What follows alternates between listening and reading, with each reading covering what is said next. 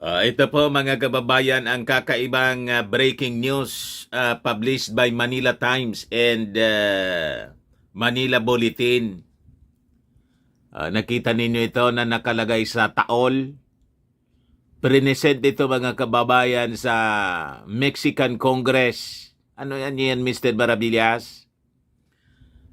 Sabi rito, bodies of non-human beings, non-human entity, hindi tao, katawan ng isang nilalang na hindi tao, hindi hayop. Di ano anya yan Mr. Maravillas? Ang tawag po nila non-human beings. Ipinakita mga kababayan sa Congress ng Mexico. Yan i-enlarge ko mga kababayan para maging malinaw.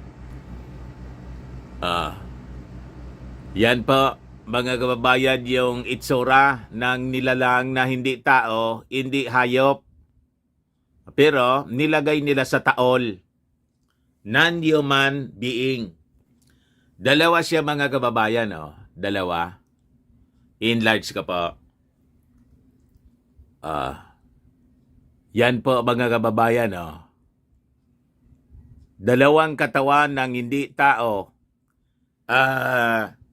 Present po in Congress para patunayan na may mga nilalang na nandito sa mundo na hindi man po tao at hindi po hayop, pero mas matalino pa sa tao. Kita ninyo, mga kababayan, ito ang patunay na totoo ang mga nababasa natin sa Bible. That we are wrestling not against flesh and blood, but against powers, principalities, dominions in higher places. Yan po ang nasa likod ng gulo sa buong mundo. Ngayon mga tao nag-aaway-away. Kita ninyo? May sanib po ang mga tao sa buong mundo. But before ko mga kababayan ibigay sa inyo ang kakaibang kwentong ito in Congress ng Mexico. Di ba? Nauna sa Amerika, may investigation on about UFOs and aliens. Ngayon sa Congress na ng Mexico, bilang pagpapatunay mga kababayan that they really exist. Click subscribe muna dito sa ating YouTube channel and hit the notification bell para lagi po kayong updated sa mga kaganapan sa buong mundo. Like and share na rin po ninyo ang ating video ngayon.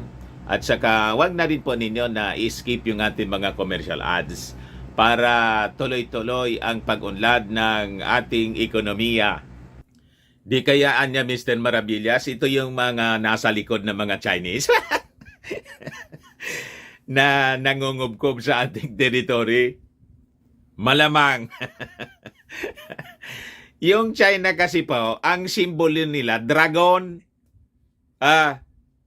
Ito pong mga non-human entity, pamilya ito ng mga dragon. Ang tawag po sa Bible, dragon. Si Lucifer po, dragon. Alam ba ninyo na ganun yon? Pero ibigay ko muna sa inyo mga kababayan ang kwento galing sa Mexico City. Yan Mexico City. Published by the Manila Times. Para alam ninyo yung ating source. September 15, kahapon lang. Reported by Agence France Press. Para alam ninyo na yung source natin, credible source of news. Yung mga balita po tungkol sa mga aliens, alien demons, nagiging mainstream na po sila ngayon. Nagiging mainstream na po siya ngayon. Ang rason niyan kasi, lilitaw na po sila. Dati yung mga non-human entities, aliens, nababasa natin sa Bible lang. Di ba? At marami sa ating mga mamamayan, mga tao sa buong mundo, halos hindi po makapaniwala. Kasi yung Bible sa kanila, fiction. What? Di ba? Hindi nila alam na ang mga nakasulat sa Bible po, isinulat ng mga writers, ng mga authors nito, ng mga propeta, kasi nireveal sa kanila ng Diyos mismo na dito po sa mundo at the whole universe, hindi lang po tayo ang nilalang. Marami pong nilalang ang Diyos. Alam ba ninyo na gano'n yon ang katotohanan? Pero yung NASA po, mga kababayan, siging hanap ng evidence of life in space. Pero ngayon po, nag-focus na rin po sila sa mga aliens and UFOs. Kung nagbasa sana yung mga astronauts, mga scientists, naniwala sila sa nakasulat sa Bible po, isinulat ng mga prophets, hindi na sila kailangang mag-travel pa ng mag-travel sa space para maghanap ng mga nilalang, ng evidence of life. Nandyan mismo. Ang ebidensya, ito na po mga kababayan, ang ebidensya. Present na po in Congress. Sa Kongreso ng Amerika last month, nagsagawa ng investigation sila sa mga sightings ng mga UFOs and alien beings at pinatunayan ng mga mismong nagkaroon ng close encounters na ito ay tinatago ng government ng Amerika, pero alam mismo ng gobyerno ng Amerika. Ngayon mga kababayan, sa Mexico na, sabi rito, the alleged bodies of two non-human beings were presented during a congressional hearing. Sa kongreso na din ng Mexico mga kababayan. In Mexico, generating a mixture of surprise, disbelief, and ridicule on social media on Wednesday. Hindi makapaniwala kasi yung mga tao na totoo silang nag-exist. Napakaklarado po sabi sa Bible, we are not fighting against flesh and blood, but against powers, rulers, dominions in higher places. You see, sa taas, galing sa taas, galing sa kalangitan, galing sa space.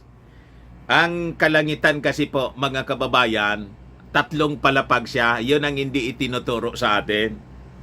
May palapag pala niya, Mr. Maravillas. 3 palapag po ang langit. The first heaven, the second heaven, and the third heaven.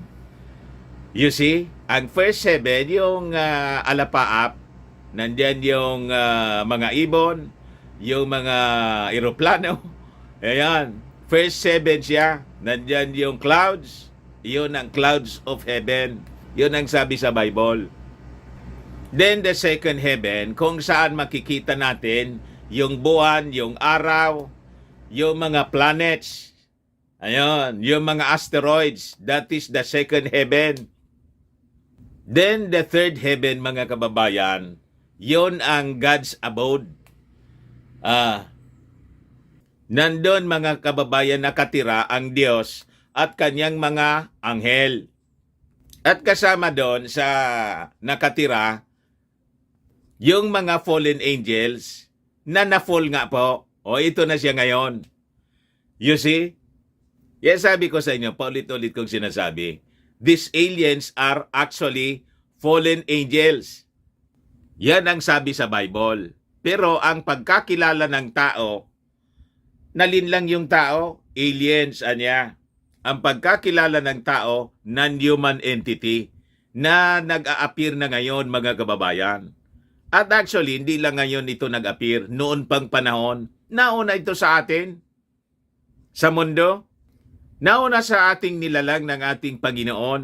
O ito na po ang mga ebidensya, mga kababayan. Pinapalabas na po sa Congress mismo.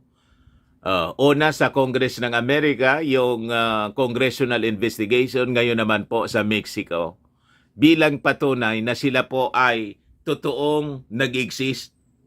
Kaya wag po kayong padaya sa mga aliens. They're actually demons.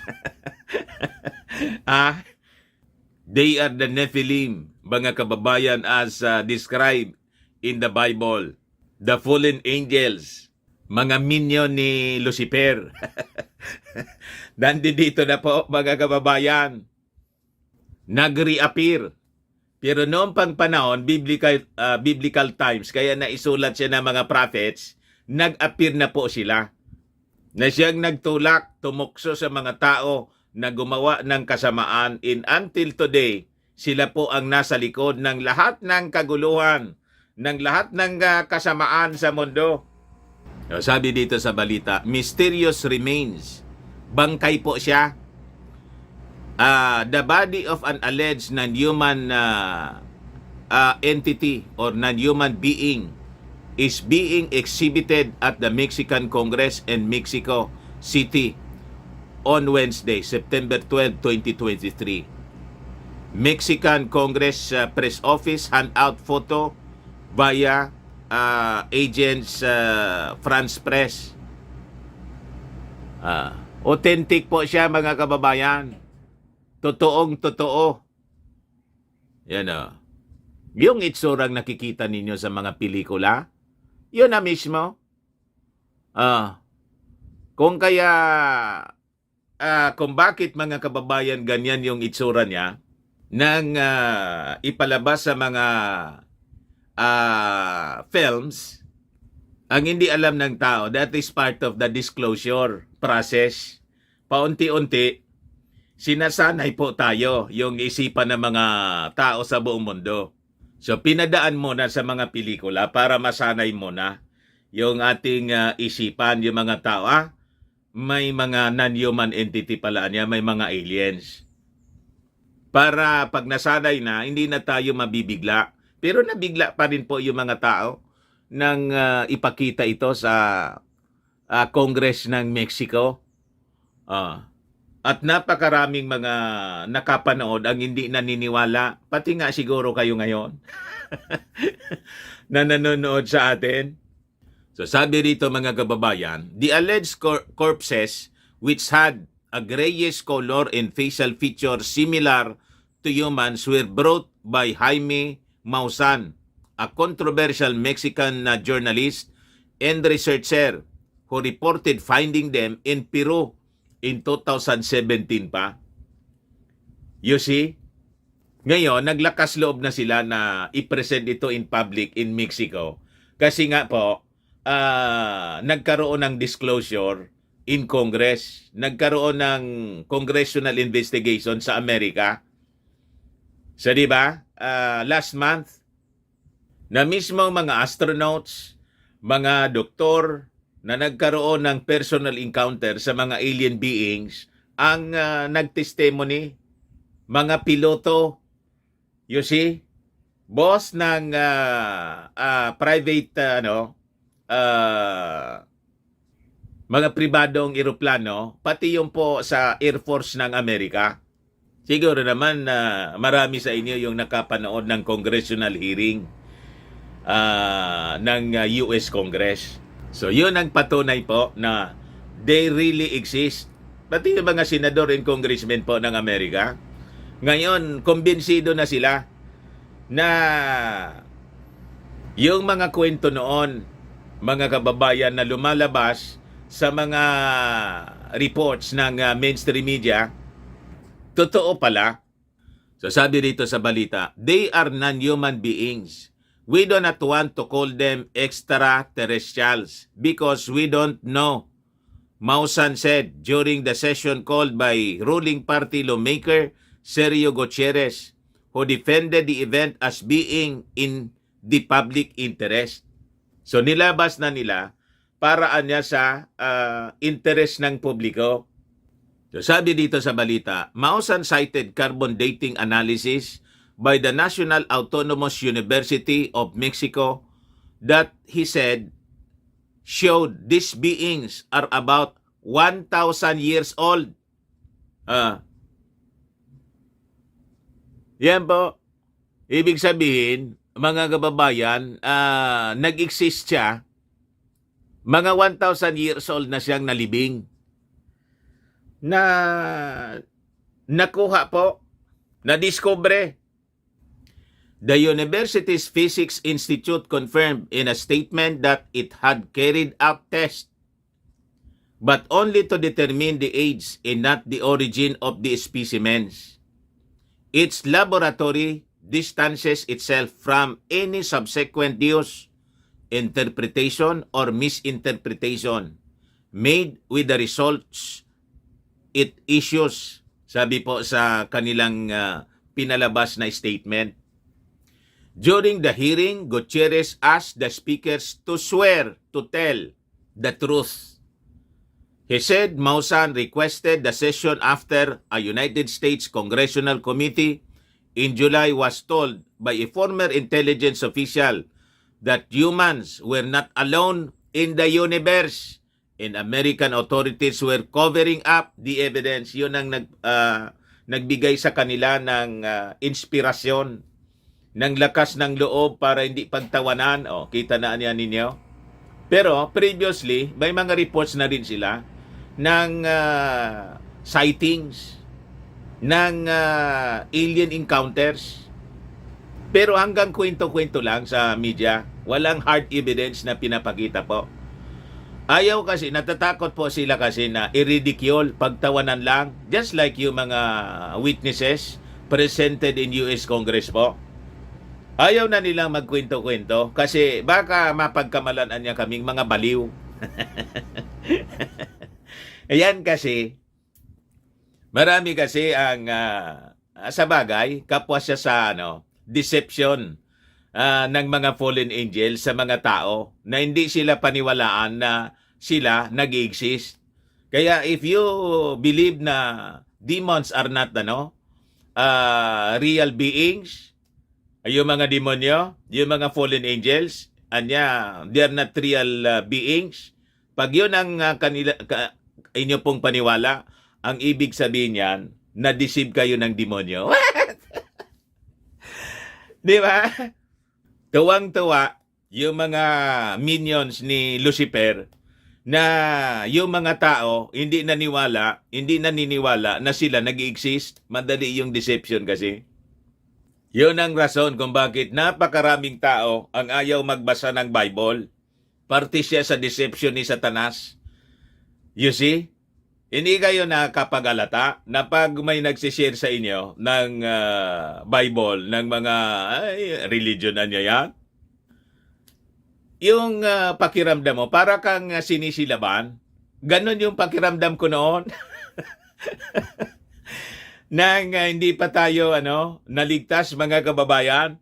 Nakakita pa lang ako ng mga ng mga nagdadala ng Bible, ng mga Bible tracts ng pastor. Nag-iinit na yung ulo ko. Ganon magtrabaho, mga kababayan, yung diablo.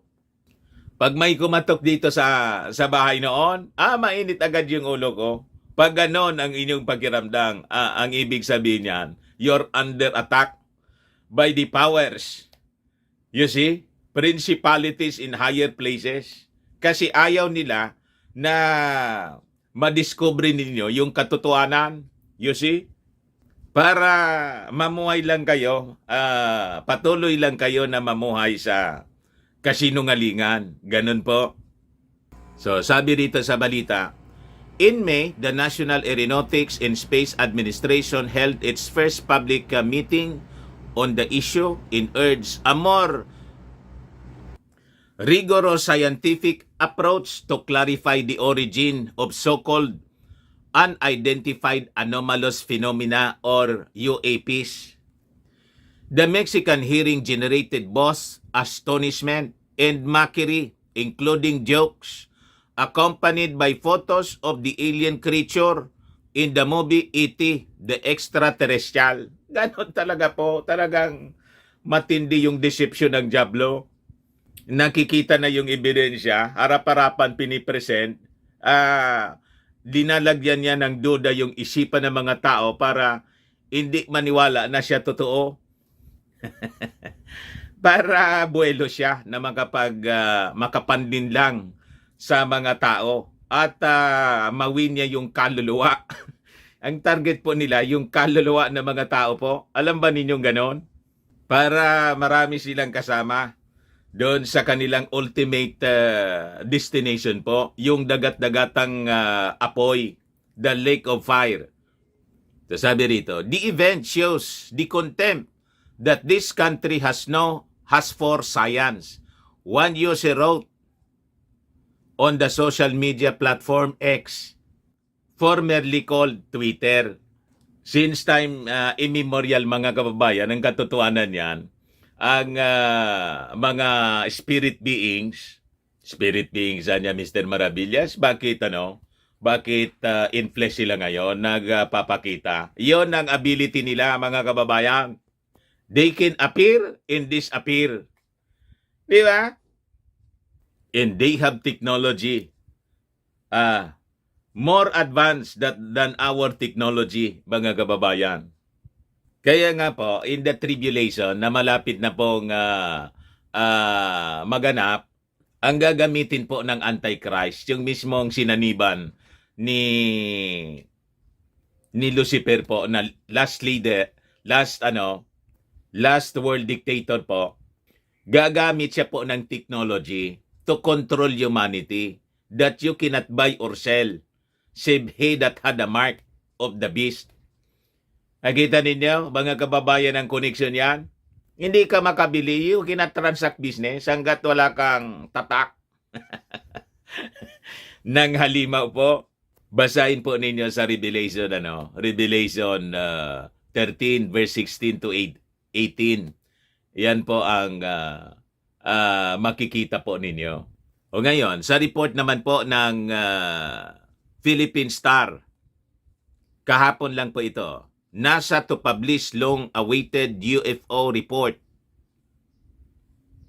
Yeah. Yung NASA po, unti-unti na po nilang inaamin. Kumbinsido na sila. Matagal na silang kumbinsido. Kaya lang, tinatago lang po sa tao, sa atin. Kasi sabi nila, hindi pa tayo handa. What?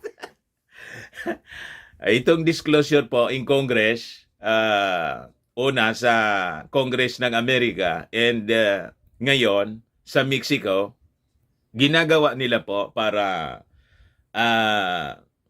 i-confirm nila na talagaan niya na totoo sila.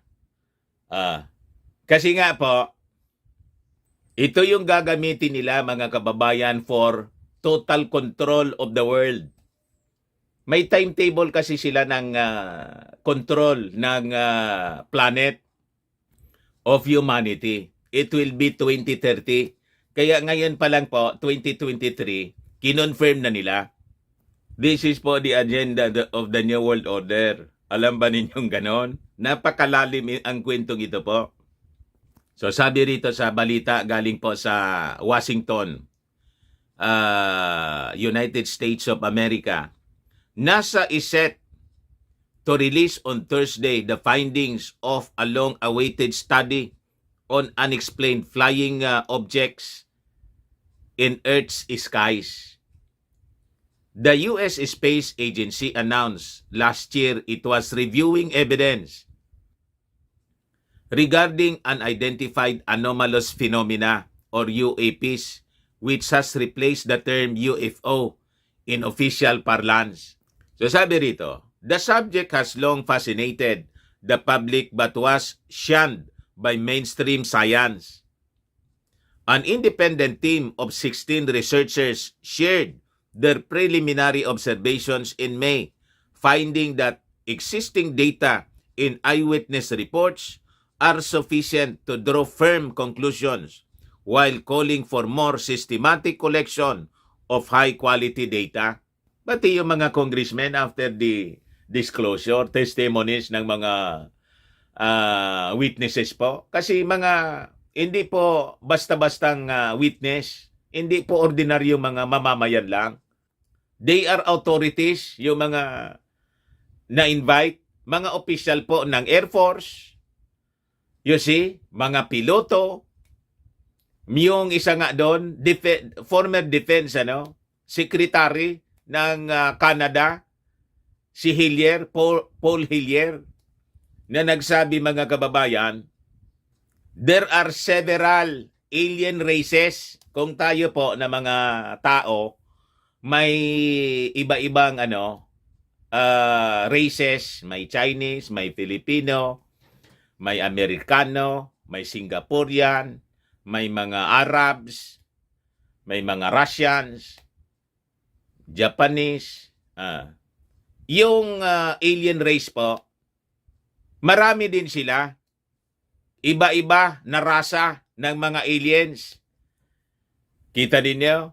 Ang nagsabi mismo mga kababayan in US Congressional Investigation, former Defense Secretary ng Canada, Paul Hillier.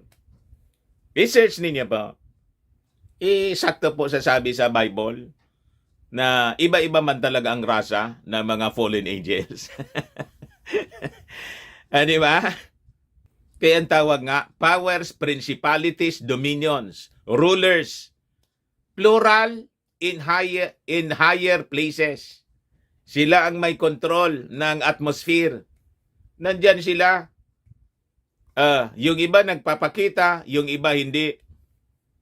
You see? They have the ability, the powers, mga kababayan, by their technology to travel at great distance in a split second. Ganon yung technology po nila, mga kababayan. Defying gravity. You see? Panoorin po ninyo yung mga interviews kay Dr. Stephen Greer. Isa siyang medical doctor na isa sa mga naging tawag dito resource speaker during the congressional investigation po sa US Congress. Ito po ang itsura niya, Stephen Greer. Para ma-search po ninyo sa YouTube. Siya po ay isang authority on UFO phenomenon. Si Dr. Stephen Greer. Ngayon, pakita ko sa inyo si Paul Hillier. Ito po si Paul Hillier, mga kababayan. Yan ang itsura niya. Dating Defense Minister po. Defense Secretary ng Canada. So, nasa na po yung tumututok ngayon sa issue ng unidentified flying objects or UFOs or UAPs na ngayon po.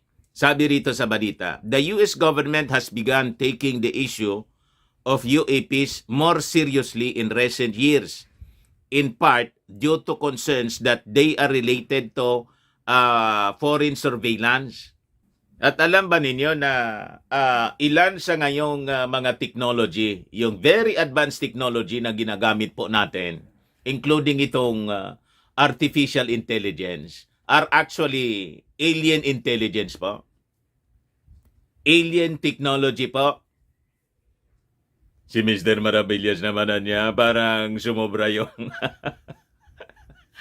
Hindi ba kayo nagtataka kung bakit ganito na lang, mga kababayan, katindi yung explosion ng knowledge in technology? Just in recent years, ganito siya, mga kababayan, katindi. Ang katotohanan yan, all these are alien technology na po. Ni-reverse engineering po, mga kababayan, para mapakinabangan ng humanity. But this AI technology, alien technology, yun din po ang gagamitin ng mga nasa likod nito to control us, to control humanity in the future. Kala ninyo, tuwag-tuwa tayo sa AI? Ito na po ang simula. So sabi rito sa balita, NASA's work, which relies on unclassified material, is separate from a Pentagon investigation, though the two are coordinating on matters on how to apply scientific tools and methods. In July, a former U.S. intelligence officer made headlines when he told a congressional committee he absolutely believes the government is in possession of unidentified anomalous phenomena as well as remains of their alien operators. in possession sila ng mga unidentified flying objects, yung spacecraft mismo ng mga aliens na ni-reverse engineering na po para kopyahin ng natin na mga tao, pati yung remains, bangkay, mga kababayan, tulad ng pinakita ng natin kanina, ng mismong flesh ng non-human entity or ng isang alien being. Sabi rito, my testimony niya is based on information I've been given by individuals with a long-standing track record of legitimacy in service to this country, many of whom all shared compelling evidence in the form of photography, official documentation, and classified oral testimony. David Grass told lawmakers. Mamaya ipakita ko sa inyo yung photos ni David Grass. Earlier this week, the alleged bodies of two non-human beings were presented during a congressional hearing in Mexico, generating a mixture of surprise, disbelief, and ridicule on social media. Yung pinakita ko kanina sa inyo. The purported mummified remains, which had a grayish color and a human-like body form, were brought by Jaime Maussan, a controversial Mexican journalist and researcher who reported finding them in Peru in 2017. Ito na nga po. Ito yung itsura ng mga nakikita nating alien film. Ganyan na ganyan, mga kababayan. Talagang pinattern, kinopya nila yung mga pelikula, ibinase sa aktual na nakitang bangkay. Ito po si David Grass doon sa congressional investigation na ginawa ng US Congress. Siya po. Anyway, yan man lang po mga kababayan. Para updated lang po kayo ng mga kaganapan, hindi lang dito sa ating bansa, kundi sa buong mundo at buong universe. What? Di ba? Baka lang gusto ninyo po itong itry. Firmax Firming and Lifting Cream, pinapait po sa mga pulses and affected area. Mainam po sa paninigas ng mga kaso-kasuan. Ito naman po, Automax Radiant Serum. Sa mukha naman yung application. Anti-aging po siya. You will look 10 years younger than your age. Sa mga cancer patients naman po, baka lang gusto ninyo itong itry. Nengxia Red Mix Fruit Drink. Hindi man po siya gamot, food supplement siya. Kaya lang, gawa siya mga kababayan sa goji berry. Yung goji berry may anti-cancer properties. Ayos, yung mga inquiries ninyo, dumiretso na lang kayo sa aming messenger sa Facebook para masagot namin agad. Ako po si Dante Maravillas. Bye-bye po. God bless.